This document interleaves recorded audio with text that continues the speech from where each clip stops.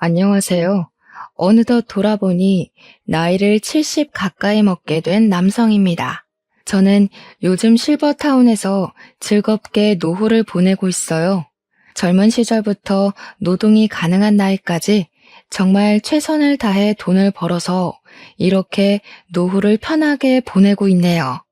나이 먹어서 편하게 보내는 것도 좋긴 한데 이왕이면 한 살이라도 젊을 때 좀 놀아볼 걸 그랬네 싶은 생각도 드네요. 한 번씩 창문 밖을 내다볼 때면 이제 슬슬 날씨가 풀리고 옷이 얇아지다 보니 나들이 하는 가족 단위들이 많이 보이더라고요.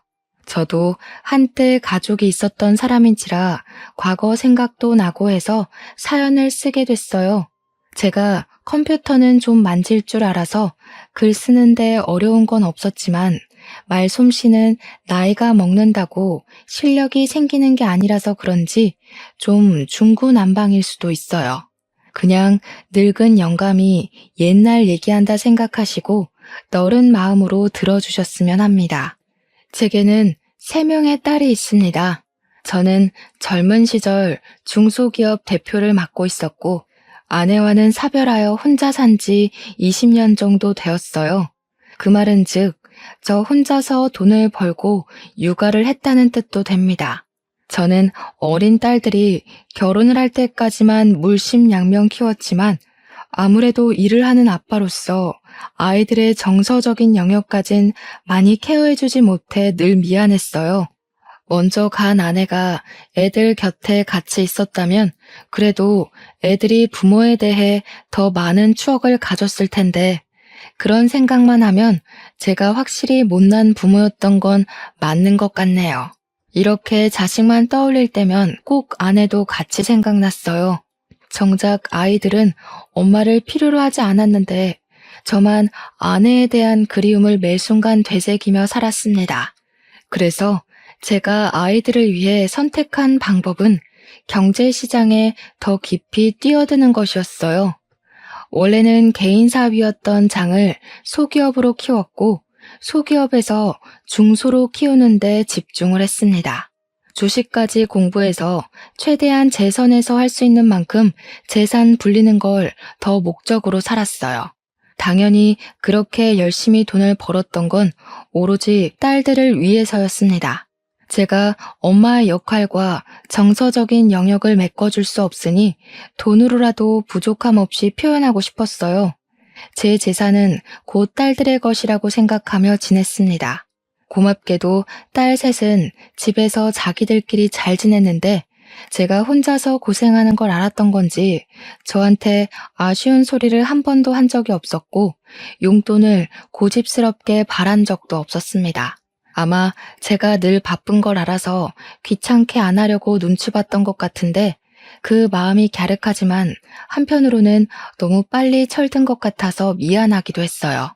차라리 평범한 아이들처럼 용돈 달라고 조르고 뭐 갖고 싶다고 조르고 그랬다면 제가 아빠로서 아이들에게 필요한 존재가 맞구나 하고 위안받지 않았을까 싶네요. 착한 우리 딸들은 제가 별달리 해준 것 없는 사이 훌쩍 커버렸어요. 딸들은 성인이 되고 나란히 정년기쯤에 결혼을 하게 되었는데 그때는 저도 나이가 있었던지라 경제활동을 정리하기 시작한 때였어요. 집에 혼자 지내면서 딸들을 한 사람씩 시집 보냈는데 문득 그런 생각이 들더라고요. 조금 더 빨리 딸들 곁에서 케어를 해줬다면 얼마나 좋았을까 하는 아쉬운 생각 말이죠. 착한 딸들은 고맙게도 아빠 혼자 있는 거 못 본다고 자기네들 다 결혼하면 서로 데리고 살 거라 말해주더군요. 부모 노릇 제대로 못해준 못난 아빠인데도 모난 곳 없이 자라준 딸들이 얼마나 고맙고 기특했는지 몰라요. 그 모습을 보면서 제가 그래도 자식 복은 있구나 하고 생각했고 제 사랑이 터무니없이 부족했을 텐데도 저를 아빠라는 이유로 모시고 살 생각을 해주니까 그것만으로도 이미 효도를 받는 것 같았습니다. 저는 그동안 못해줬던 아빠의 역할을 톡톡히 해주기 위해서 딸들 결혼할 때 예단비로 10억을 똑같이 주었습니다. 당연히 우리 애들을 믿지만 그래도 돈 문제는 처음부터 공정해야 뒷말이 안 나올 걸 알거든요. 이건 제가 사업을 오래 하면서 느꼈던 경험담이에요. 제가 가진 건 돈밖에 없었으니 딸들에게 드디어 제 몫을 해준 것 같아 그때는 좀 제 스스로가 뿌듯했습니다. 딸들이 제가 주는 선물을 받고서 눈물까지 보이는 걸 보면 그래도 제가 아빠 역할을 완전히 수행 못한 건 아니구나 하고 위안이 좀 되었어요. 딸들에게 재산의 절반 이상을 거의 다 내주고 제게 남은 재산은 제 노후비 조금과 당시 살고 있는 집이 다였지만 다 늙은 제가 어디 돈 쓸 때나 있었겠습니까? 딸들에게 주는 것이 제가 열심히 벌어온 목적이었기 때문에 전혀 아깝지 않았어요. 딸들도 처음에는 제게서 큰 돈을 받아갈 때만 해도 이렇게까지 줄 필요 없다고 겸손을 보였습니다. 끝내 그 돈을 받았을 땐 저더러 누구랑 살고 싶은지도 꼭 생각해 놓으라고 당부를 해주었죠. 그때마다 저는 딸들에게 아빠는 신경 쓰지 마라. 이젠 나만의 삶을 살면서 혼자 취미 생활하고 싶다. 그렇게 말했습니다. 딸들은 저에게 자주 찾아오겠다고 한 뒤 정말로 일주일에 한 번씩 돌아가면서 집을 방문해 주었어요. 사위들도 제가 준 재산 덕분에 하고 싶은 사업을 시작하게 되었는데 그걸 제 덕이라고 공을 세워주더라고요. 다 너희들이 열심히 해서 일군 건데 뭐하러 내 덕이라 하냐고 괜히 민망해서 그런 소리를 해버리곤 했습니다.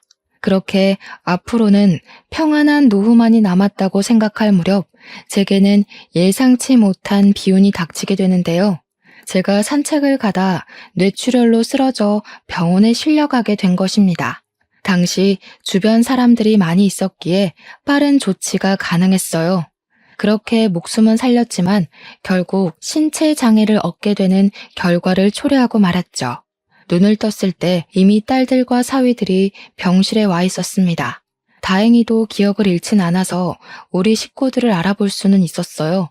그런데 몸에 마비 증상이 있어 왼쪽 전신에 감각이 없더라고요. 딸들은 깨어난 것만으로도 다행이라면서 제 손을 잡고 많은 눈물을 흘렸습니다. 다행히 치료적인 부분은 수술로 충분했고 몸만 회복한 뒤 나머지는 재활이 중요하다고 하여 퇴원을 할 수 있게 되었는데요. 사실 이대로 당장 퇴원을 하면 생활적으로 불편할 부분이 많을 거란 게 예상이 되었어요. 그때 마침 딸들이 과거의 저를 데리고 살아주겠다는 말이 떠올라서 저는 딸들에게 어느 정도 혼자 해결할 수 있을 때까지만 신세에 좀 질 수 있겠냐고 부탁을 했습니다. 실례인 걸 알고 저 또한 딸들에게 신세를 지고 싶진 않으나 이번 같은 경우는 불가피한 상황이기에 딸들도 선뜻 이해해 줄 거라고 생각했어요. 이런 부탁이 너희에게 부담이란 거 안다. 아빠가 웬만하면 혼자 해결해 보겠는데 이게 당분간은 좀 많이 어려울 것 같구나. 아빠 혼자 생활에 적응되기만 하면 바로 독립할 테니까 너희들이 좀 도와줘. 그런데 그때부터 우리 딸들이 삐걱거리기 시작했습니다. 제 말을 듣고 서로 눈치만 보던 딸들은 그 얘긴 집에 가서 천천히 하자며 일단 귀가를 동행했어요. 그리고 제 저녁을 차려준다고 다 같이 저녁을 먹고 가게 되었는데요. 사위들은 다음날 출근 때문에 피곤해서 먼저 집으로 돌아갔고 딸들만 하룻밤 제 집에서 자고 가게 되었어요. 그땐 딸들이 결혼한 지 좀 되었던 터라 오랜만에 우리 식구만 같이 있는 거였습니다. 제 생활적인 고민을 떠나서 일단 그 자리 자체만으론 추억도 떠오르고 나쁘지 않았어요. 나름 분위기 좋게 저녁까지 같이 먹고서 딸들이 상자리까지 정리를 해주었는데요. 저더러 거실에 가서 쉬고 있으라고 부축을 해주더니 주방에서 자기들끼리 무슨 할 말이 그리 많은지 쫑알쫑알 거리고 있더라고요. 냉장고에 포도 있는데 그거 챙겨 먹자고 말해주고 싶어도 딸들이 너무 주방에만 박혀 있어서 결국 제가 휠체어를 움직여 주방으로 향했는데 안에서 티격태격 하는 소리가 들리더라고요. 무슨 싸움이라도 났나 싶어서 몰래 귀담아 들어봤더니 나 임신했잖아. 내 몸도 간수 못하는데 아빠를 어떻게 모셔? 원래 이런 건 장녀가 나서서 해야 되는 거 아니야? 애들이 저를 가지고 신경전을 벌이고 있더라고요. 셋째가 강력하게 주장하면서 첫째를 걸고 넘어지자 첫째 또한 셋째와 같은 어감으로 답변을 했는데요. 너희들 형부 장남인 거 알지? 내가 큰 며느리라서 거의 의무로 시댁 식구들이 집에 들락거려. 아빠 우리 집에 오면 오히려 가시방석이라서 마음 불편할걸? 몸도 안 좋은데 마음까지 불편해봐라. 빨리 회복이 되겠니? 이미 저는 장녀의 대답에서 딸들에 대한 모든 믿음을 상실해버렸어요. 셋째랑 첫째 말에 속이 상한 저는 둘째 말까진 안 들어도 알 것 같아서 돌아서 버렸습니다. 이미 둘째 표정이 다른 딸들과 의견이 같다는 걸 티내고 있기도 했고요. 돈을 받아먹기 전에는 아빠 없이 못 살 것처럼 굴더니 돈을 받고 나니까 발뺌 많은 딸들에게 너무 서운해서 저는 그냥 일부러 일찍 쉬고 싶다 하고 딸들을 빨리 보내버렸어요. 원래는 딸들이 지고 가려고 했는데 안 좋은 말을 들은 이후 딸들이 마치 남처럼 느껴져서 같은 공간에 있기 싫었습니다. 그리고 저는 며칠간 고민을 했어요. 재활 도우미를 고용하는 것이 나을 것 같아 알아보면서도 감히 다시는 딸들에게 물어볼 용기를 못 냈습니다. 그동안 딸들에게 연락이 왔지만 바쁘다고 문자만 보내고 안 받았어요. 그러던 어느 날 둘째 딸한테 연락이 왔는데 제가 전화를 안 받아서 그런지 문자를 했더라고요. 긴 장문의 내용이었는데 돋보기를 쓰고 읽어보니까 우리 집으로 이사를 오고 싶다는 거 아니겠습니까? 자기 집으로 오라는 말도 아니고 자기 집을 내놓고서 우리 집에 이사를 오겠다니요. 무슨 생각인가 궁금해서 오히려 제가 전화를 걸어보았는데요. 아빠 혼자 두는 게 마음이 안 좋아서 신랑이랑 얘기 많이 해봤어. 신랑은 당연히 괜찮다고 했거든. 아빠만 허락해주면 우리가 아빠 집에 들어가서 살까 하는데 아빠 생각은 어때? 제가 딸들에게 실망했던 그날은 셋째랑 첫째의 거부 반응만 봤지 둘째는 다른 딸들과 똑같을 거라 예상만 하고 눈으로 직접 확인하진 않았었다는 게 떠올랐습니다. 미안하게도 제가 둘째를 오해했나 보더라고요. 저는 둘째에게 너무 고마워서 흔쾌히 그 제안을 허락했습니다. 아무래도 재활 도우미보다는 가족이 편하니까 누가 제 곁에 상주해준다면 마음이 한결 편하긴 할 거거든요. 그렇게 둘째 사위랑 둘째가 우리 집으로 들어오게 되었는데요. 역시나 제가 둘째를 오해했던 게 맞다는 건 같이 지내면서 증명이 되었어요. 둘째랑 둘째 사위는 기꺼이 저의 보호사들이 되어주었습니다. 제가 병원 치료를 원활하게 받을 수 있도록 늘 차로 데려다주고 데리러 왔고요. 집에서도 제가 불편하지 않게 가구 배치를 달리해서 휠체어 이동이 쉽도록 옮겨주었죠. 사위는 또 저를 목욕시켜 주기까지 했습니다. 저는 그게 너무 고마워서 한 번씩 용돈을 쥐어주곤 했어요. 당연히 둘째랑 사위는 돈 받으려고 하는 짓 아니라며 거절을 했지만 제 마음이 이렇게라도 해야 편할 것 같다고 했더니 그때부터 저한테 더더 잘해주더군요. 돈 때문에 잘했다기보단 제게 돈을 받는 것이 미안해서 잘하는 것 같았습니다. 그러나 이 소식이 어떻게 다른 딸들 귀에 안 들어갔겠습니까? 근데 여기서 정말 서운했던 건 딸들이 둘째가 저를 봐주는 것에 대해 불만을 표했다는 것인데요. 제가 몰랐던 첫째와 셋째의 본색을 처음 본 순간이기도 했어요. 다짜고짜 우리 집을 찾아온 첫째와 셋째는 둘째가 집에 있다는 걸 알고 방을 뒤지기 시작했고 저를 보고도 인사를 안 하더니 무턱대고 둘째 어딨냐고만 물었습니다. 이놈들이 연락도 없이 와서 지금 뭐 하는 거야? 내가 아무데나 들어오라고 비밀번호 알려준 줄 알아? 둘째는 들어와서 살게까지 해줬으면서 우리는 초인종 누르고 들어와야 돼? 아니 됐고 아빠 설마 둘째가 같이 살아준다고 해서 둘째한테 이 집 물려줄 건 아니지? 설마 그럴 리가. 그럼 아빠한테 진짜 실망이야? 누구는 같이 못 살아줘서 뒤로 빠져있는 줄 알아? 아빠가 몰라서 그렇지 작은 언니 욕심 장난 아니야. 도대체 갑자기 와서 왜 이러는 건지 몰랐습니다. 그래서 대체 무슨 소리를 하고 싶은 거냐고, 둘째를 내쫓고 너희들이 들어오고 싶은 거냐고 했는데도 자꾸 엉뚱한 소리만 하더라고요. 그 사이 소란을 들었던 건지 둘째가 제 방을 찾아왔고, 첫째랑 셋째는 더 이상 저한테 볼 일 없다는 듯 둘째에게로 돌아서서 따지기 시작했어요. 역시 가운데 낀 형제들이 제일 야같다고 하더니 이 집이 탐나서 우리랑 상의 없이 들어와 살았니? 결혼하더니 돈독이 더 올랐나 보구나. 어떻게 아픈 아빠를 상대로 이렇게까지 약을 수가 있어? 언니, 좀 많이 실속적이다. 아빠가 언니 속셈 알고서 드렸는지 모르겠네. 우리 중에 언니가 제일 돈 욕심 많잖아. 둘째는 첫째와 셋째의 무차별 공격에 가만히 당하기만 했습니다. 보다 못한 제가 그만하라고 나서면 둘째가 그제야 자기가 알아서 하겠다고 제 몸 걱정을 하면서 괜히 일어나지 말라 챙겨줬죠. 그걸 보고 첫째랑 셋째는 헛웃음을 치더군요. 아빠한테 잘 보여서 재산 더 받으려고 용 쓴다는 식으로 둘째를 험담하였습니다.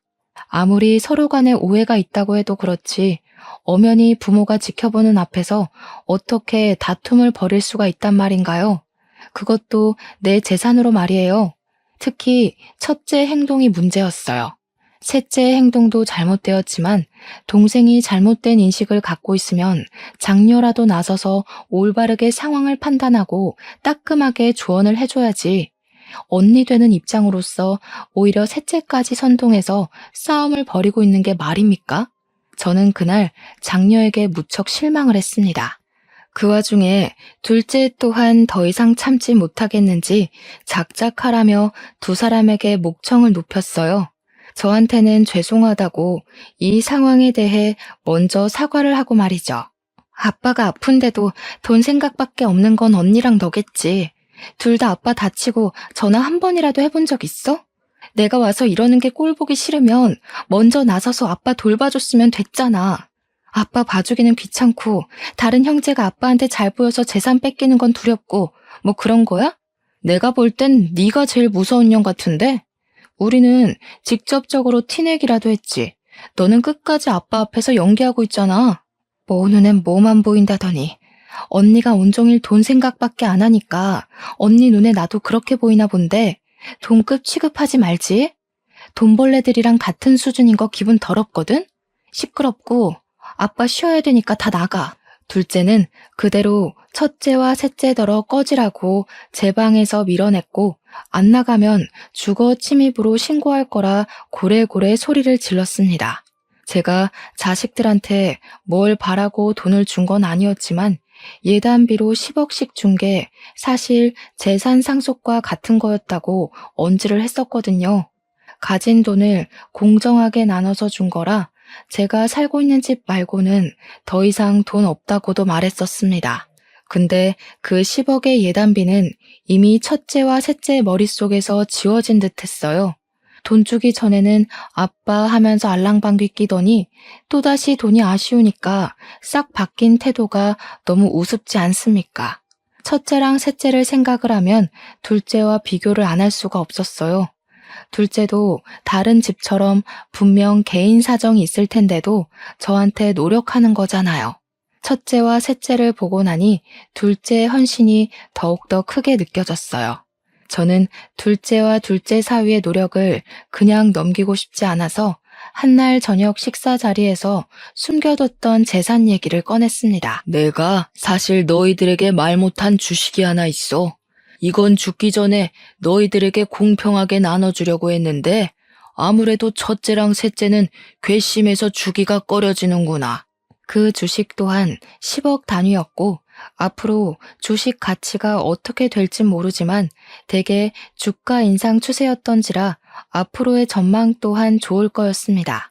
내가 죽을 때 되면 너희한테 증여해놓고 갈 테니 다른 애들한테는 말하지 말거라. 괜히 또 싸움 일어나면 이젠 정말 가족관계까지 끊어질 수가 있을 것 같아. 그 얘기를 하자 둘째가 깜짝 놀라면서 사위랑 아무 말도 하지 못했습니다. 제 말이 믿기질 않아서 말문이 막힌 듯 했어요. 곧 사실이라는 걸 알고는 고맙다고 눈물까지 흘리더군요. 아빠, 솔직히 언니랑 동생 때문에 아빠가 우리 진심 오해할까봐 너무 무서웠어. 그런데 우리 마음 다 이해해줬네. 우리 진짜 아빠한테 잘할게. 언니랑 동생이 아빠 돈 함부로 못 뺏게 그것도 지켜줄게. 딸은 돈 때문에 아빠를 도운 거 아니니까 괜한 오해는 안 했으면 좋겠다고 걱정도 덧붙였습니다. 당연히 저도 다 지켜봐서 잘 알죠. 돈 주기 전에는 알랑방귀 끼다가 돈 주니까 발뺌하는 첫째네랑 셋째네랑 둘째네는 확연히 다르다는 걸요. 그 뒤로 둘째네는 제게 더 잘했고 저는 다행히 손가락은 제법 움직일 수 있을 정도가 되었습니다. 첫째랑 셋째는 더 이상 집에 찾아오질 않았어요. 혹시 더한 앙심을 품고 찾아와서 깽판이라도 치면 어쩌나 조금은 걱정했거든요. 어쩌다가 착한 우리 딸들이 그런 돈독이 올랐는지 그 둘만 생각하면 몸이 편안하다가도 속은 갑갑했습니다. 그러던 어느 날이었어요. 둘째 사위가 갑자기 속상해하면서 제게 상담을 권하길 장인어른 정말 면목 없지만 지난번에 말씀하신 주식 말인데요. 일찍 주시면 안 될까요? 사실 제가 사업이 조금 어려워져서요. 죄송합니다. 그런 일이 있었으면 진작 말했어야지. 나만 편하자고 자네를 부려먹었었네. 가족이 어렵다고 하는데 당연히 내가 도와야지. 그렇게 하도록 하자. 사위는 눈물까지 보이면서 그간 힘든 거 참고 수개월을 버텼다고 하소연을 했습니다. 저를 케어해주는 동안엔 전혀 힘든 기색을 안 드러내서 몰랐는데 알고 보니 사위가 굳이 드러내지 않았던 거였더라고요. 사업이 힘들었을 텐데도 저를 생각해서 애써 숨겼던 사위에게 문득 미안했습니다. 그래서 사위의 제안에 알겠다고 했고 날 잡아서 계약서 쓰러 가자고 했어요. 그랬더니 사위는 또 감사하다며 제게 넙죽 엎드려서는 한참을 울었습니다. 그렇게 저는 사위랑 딸이랑 같이 계약서를 쓰고 증여신고를 했는데요. 혹시 몰라서 제가 다시 한번 더 둘째네에게 다른 집에 알리지 말라고 당부를 했어요. 둘째랑 사위는 그 자리에서 한 번 더 제게 평생 편하게 모실 것을 약속해 주었습니다. 물론 제게 그렇게까지 바란 건 아니었기에 그건 마음만 받았지만요. 사위는 저 덕분에 살았다면서 기념으로 같이 여행을 가자고 했어요. 너무 좋은 제안이었지만 저는 다리가 불편해서 오히려 애들한테 짐만 될 겁니다. 그래서 괜찮다고 너희들끼리 다녀오라 사양했죠. 그런데 사위는 제가 혼자서 딸 셋 키우고 일만 하느라 여행 한번 못 가본 게 속상했는지 드라이브라도 데려가 주고 싶어 하더라고요. 드라이브는 차 안에서만 거의 시간을 보내는 거니까 괜찮을 것 같아서 저는 바다가 보고 싶다고 말을 했어요. 그래서 둘째네 덕에 오랜만에 바다 구경을 갈 수 있었습니다. 바다는 제가 아내를 사고로 잃기 전 마지막으로 딸들을 데리고 여행을 갔던 곳이에요. 오랜만에 맡는 바다 냄새는 아내와의 기억을 떠올리게 해줬어요. 저는 사위 덕에 모래사장에 휠체어를 펴고 앉아서 실컷 바다 구경을 할 수가 있었어요. 다시 걸음하기 어려울 테니 저는 바다를 사진으로 찍고 눈으로 꾹꾹 눌러 담았습니다. 사위랑 딸은 커피 한 잔 사오겠다며 자리를 비웠고 그동안 저는 조용한 바다 앞에서 온전히 저의 지난 삶들을 돌아보는 시간을 가졌어요. 그렇게 시간이 흐르고 날이 어두워지니 이곳에 가로등이 하나 없다는 걸 알아차렸는데요. 그제야 저는 바다에서 눈을 돌리고 딸이랑 사위의 자취를 찾았습니다. 꽤 시간이 흘렀는데도 사위랑 딸이 안 보이더군요. 주위를 둘러봤지만 인적이 전혀 다니질 않아서 누구를 부를 수도 없는 지경이었습니다. 그래서 전화를 하려고 하면 휴대폰이 짐된다며 딸 가방에 맡긴 게 화근이 되었죠. 모래사장이라 휠체어를 움직일 수도 없어 꼼짝을 못했어요. 이 와중에 더 문제는 날이 저물자 점점 수심이 올라왔다는 것인데요. 휠체어 바퀴를 돌려 후진을 하고 싶어도 지면 특성상 땅만 파였습니다. 결국 바다가 바퀴까지 적시는 정도로 빠르게 불어났을 때 저는 좀 더 과격하게 휠체어로 움직여 버렸고 그 탓에 그만 중심을 잃어 휠체어를 쓰러뜨리고 말았어요. 다리를 움직이지 못해서 그대로 바닷물에 몸이 젖었고 모래를 뒤집어 썼습니다. 최대한 한 팔로 기어서 바다를 피해갔지만 그 짧은 시간에 이미 몸은 다 버린 상태였어요. 해가 지니까 날까지 쌀쌀했는데 몸이 젖어 있으니 추위가 더 빨리 찾아오는 겁니다. 저는 일단 목소리를 내어 주변에 구조 요청을 해봤어요. 하지만 소용없었습니다. 눈으로만 봐도 어두컴컴하기만 할 뿐 인가라고는 없는 곳이었어요. 그렇게 시간만 보내야 했던 저는 엎드린 채로 아무것도 할 수가 없어서 추위에 떨기만 했고 결국 기절을 해버렸습니다. 아침이 다 되었는지 누가 저를 흔들어 깨우는 바람에 눈을 뜨게 되었는데요. 어떻게 된 건지는 모르겠고 제가 병원에 있더라고요. 근데 없어서 처음 보는 청년이 제가 눈 뜬 걸 보고는 벌떡 일어나 저를 걱정해 주는 거 아니겠습니까? 누구냐고 물었더니 청년은 운동한다고 바다 쪽으로 넘어왔다가 저를 발견해서 구조해 준 사람이라고 소개하더군요. 거긴 사람이 안 다니는 곳인데 어떻게 거기 계셨어요? 보니까 몸도 불편하신 것 같은데 혹시 일행이 있었던 거예요? 정말 큰일 날 뻔하셨어요. 아무래도 큰일은 이미 벌어진 것 같네요. 총각 혹시 안 바쁘면 나 좀 도와줄 수 있겠어요? 보다시피 내가 혼자 일 내기엔 몸이 불편해서. 저는 청년에게 답례를 할 테니 부탁 좀 꼭 들어달라 했고 응급실에서 링거 맞고 몸을 회복한 후 병원을 나섰습니다. 청년의 도움으로 바로 주식증여 파기 소송을 진행했어요. 그리고 제 집으로 갔는데 웃기게도 이미 제 집이 부동산에 내놓은 집이라고 하대요. 그 소리 들으니까 바로 직감이 오더라고요. 그러니까 둘째가 제 집에 들어온 건 실망스럽게도 집 때문이었다는 걸 깨달았어요. 첫째와 셋째가 지난날 우리 집에 와서 난동 부렸던 게 마냥 폭동은 아니었던 겁니다. 사실을 기반한 행동이었던 거죠. 게다가 제가 주식까지 얘기를 해버렸으니 둘째 입장에선 정말 땡 잡은 셈이라고 봤겠네요. 가족끼리도 이렇게 공을 들이고 연기를 하면서까지 돈을 탐낼 수 있다는 것이 제게는 그저 말이 안 나올 만큼 충격이었습니다. 심지어 따지고 보면 둘째네가 제 재산에 제일 심하게 욕심을 낸 거잖아요. 저를 갖다 버리기까지 했으니 말입니다. 저는 주식까지 해결되자 바로 저를 유기해버린 둘째네가 첫째와 셋째랑 다를 게 없다고 봤고 둘째네를 노인학대로 신고해버렸어요. 어차피 청년이 저를 봤으니까 증인은 있는 셈이었습니다. 그런데요, 여기서 예상치 못한 일이 또 발생하게 되었는데요. 제가 경찰에 신고를 했는데 당황스럽게도 둘째와 둘째 사위 신상 정보를 들은 경찰이 이미 그들이 서에 붙잡혀 있다고 하더라고요.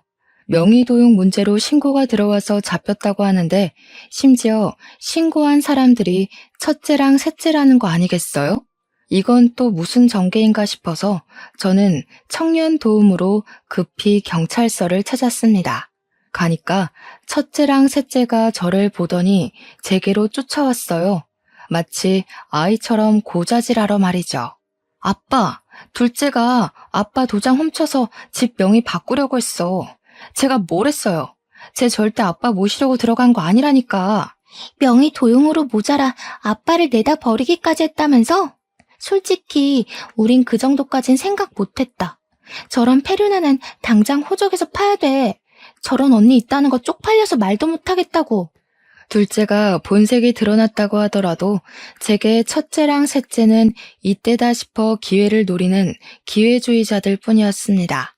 그 둘은 둘째가 혹시 집을 독식하게 될까봐 내내 불안해서 주시하고 있었다는 거잖아요. 둘이서 무슨 작당을 했었는진 모르겠는데 한 번 더 우리 집을 찾아갔다가 집을 내놓았다는 사실에 둘째 짓거리를 눈치채고 뒷조사한 것 같더라고요. 둘째랑 둘째 사위한테 당연히 전화를 했겠죠. 근데 그들은 저를 유기하느라 바빴으니 전화를 받지 못했겠죠. 그러니까 첫째랑 셋째는 둘째가 돈 들고 튄 줄 알고 괘씸했을 거고 경찰에 신고까지 하면서 둘째의 재산 독식을 막으려고 했을 겁니다. 실제 경찰이 그렇게 진술받았다고 얘기를 하더군요. 그래도 저 대신 둘째네를 빨리 붙잡아줘서 그거 하나는 그 둘에게 고마웠네요. 덕분에 둘째랑 둘째 사위가 한국을 뜨기 전 적발되어 경찰에 잡혀온 거라고 했으니 첫째랑 셋째가 아니었다면 이대로 둘째네를 놓쳤을 겁니다. 제가 경찰서에 들어왔을 때 둘째네가 당황하는 걸 제 두 눈으로 똑똑히 보았어요. 지은 죄가 찔렸는지 저를 쳐다보지도 못하더군요.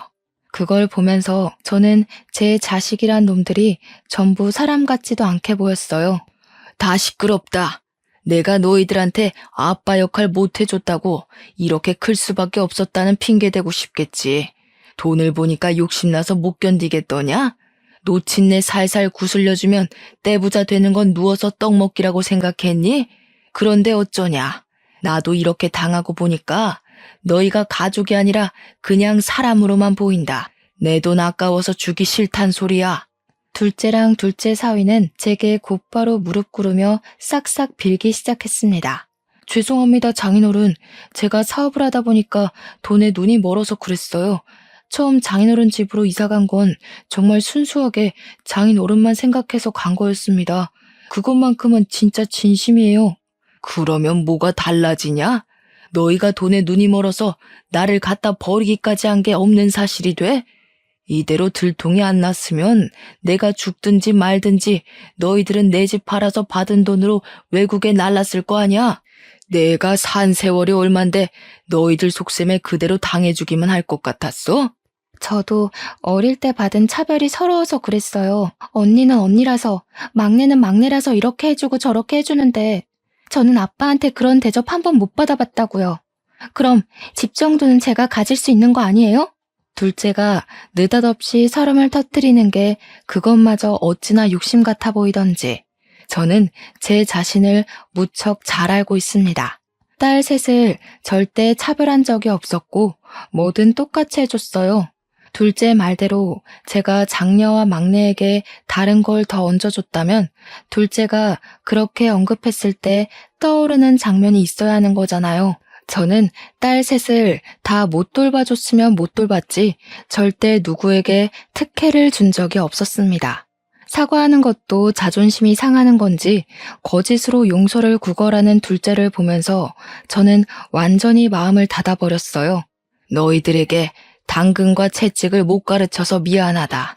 아빠가 진작에 알려줬으면 너희들이 너희 손으로 부모를 버리는 배륜적인 행동은 안 했을 텐데 이제라도 잘못한 건 어떻게 벌받는 건지 알려줄게.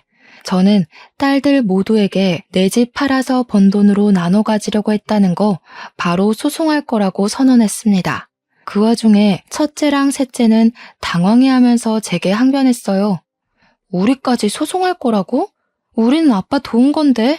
아빠가 길거리 신세 될 뻔한 거 구제해준 게 우리야. 우리한테는 이러면 안 되지.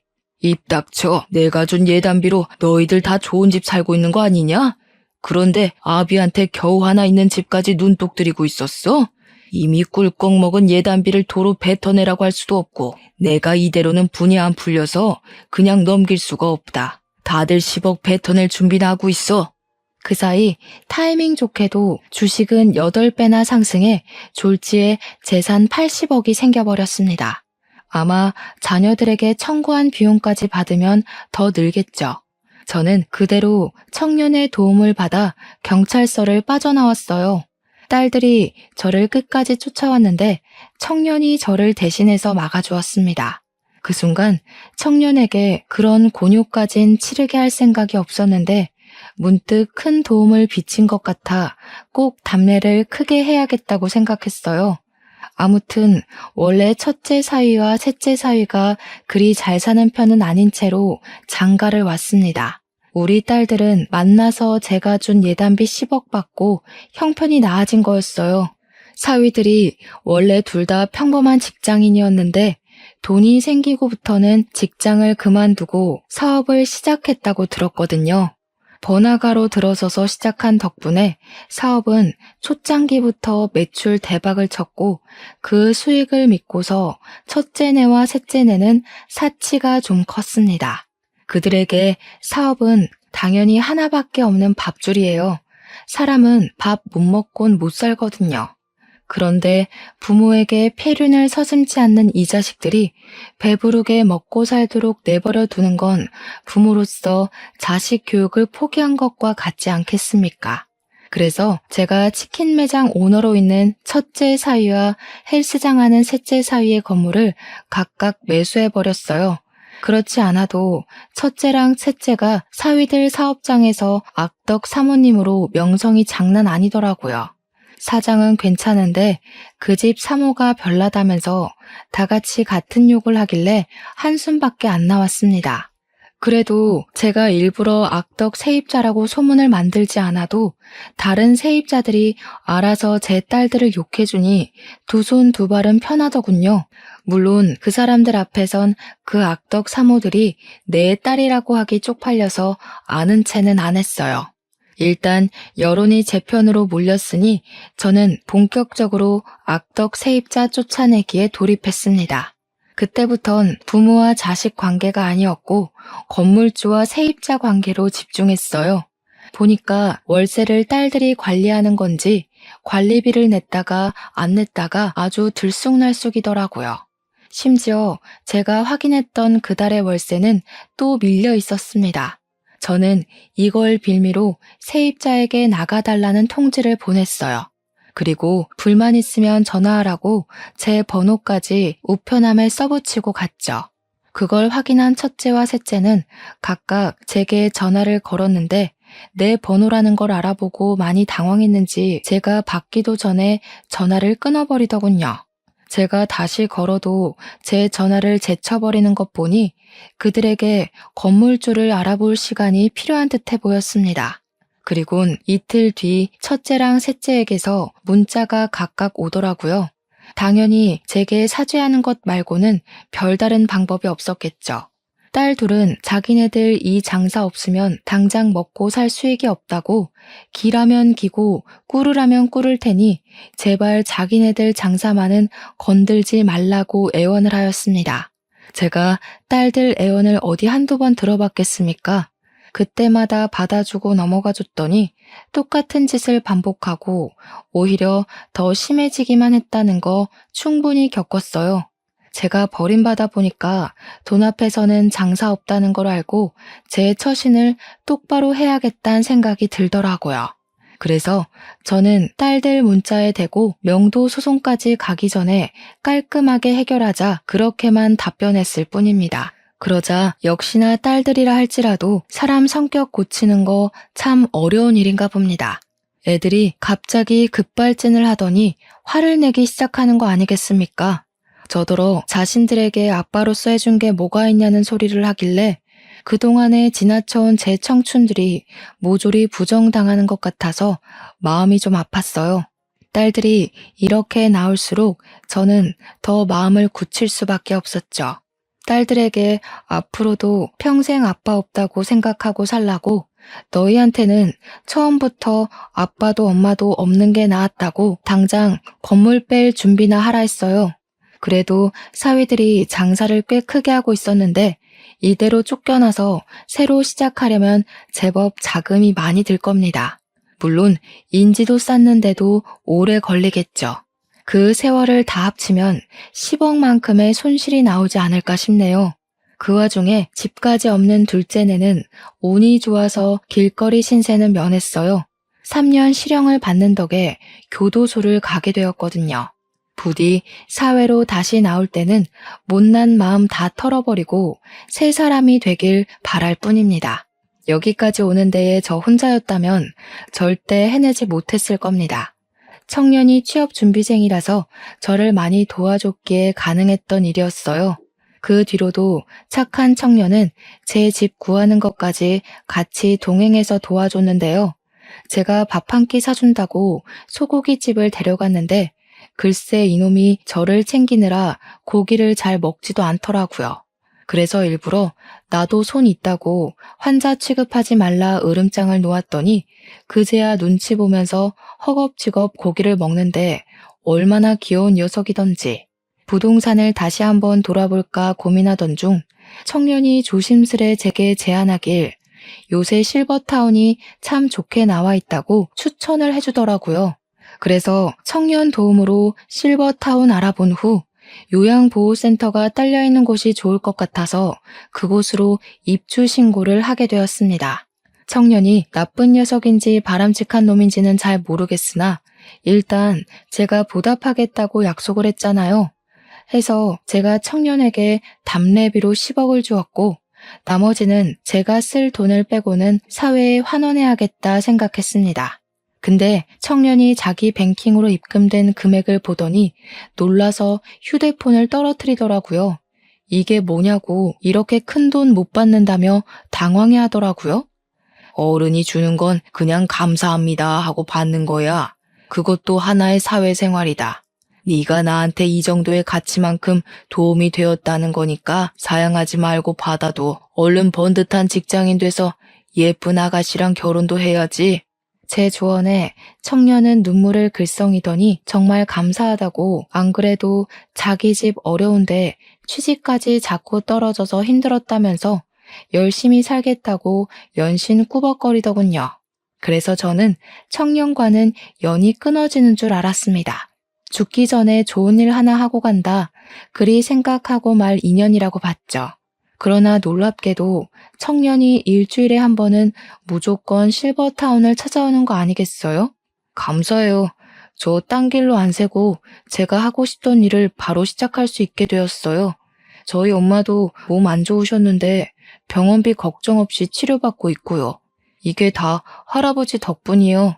저 꼭 성공해서 할아버지한테 보답할 거예요. 그때까지 오래오래 사셔야 해요.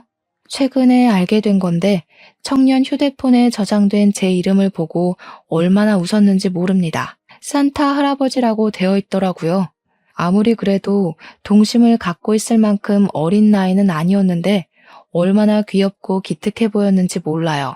정말 딸 안 부러운 손자 하나가 생겨버린 기분이었습니다. 청년은 방문 횟수가 늘어갈 때마다 점차 더 번듯한 사업가가 되어가고 있는데 그걸 보는 재미가 또 쏠쏠하더라고요. 저도 사업을 번성시켰던 사람이다 보니까 사업 중인 청년이 제게 조언도 많이 구할 때가 있는데요. 그럴 때면 저도 잠깐 열렬했던 청춘 시절로 돌아간 것처럼 머리가 팽팽 돌아가요. 청년이 토요일마다 저를 찾아오는데 그럼 저는 그동안 청년에게 알려줄 새로운 정보와 인맥을 준비해놨다가 알려주거든요. 그것도 제 나름 취미생활이 되더라고요. 최근에는 청년이 주식 공부도 시작했어요.